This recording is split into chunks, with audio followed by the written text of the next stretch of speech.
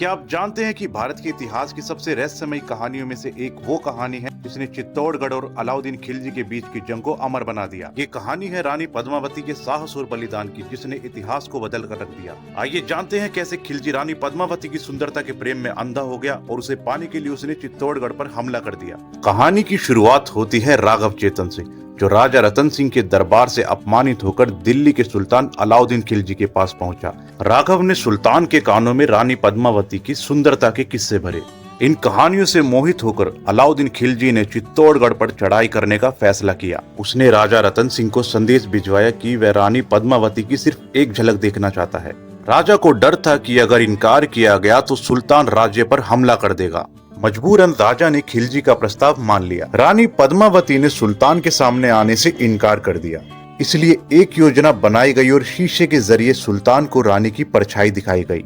लेकिन एक झलक देखकर ही खिलजी पूरी तरह से दीवाना हो गया और उसने ठान लिया कि अब वो रानी को लिए बिना दिल्ली नहीं लौटेगा। इसके बाद खिलजी ने छल से राजा रतन सिंह को बंदी बना लिया और महल में संदेश भिजवाया कि अगर रानी ने आत्मसमर्पण नहीं किया तो राजा की जान ले ली जाएगी।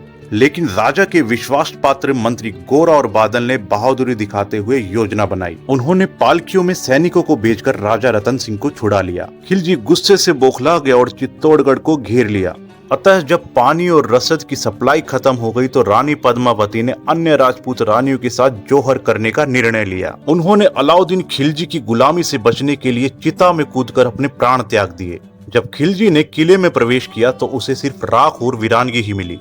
इस तरह खत्म होती है साहस, बलिदान और सम्मान की वो कहानी जिसे हम सब ने सदियों से सुना है।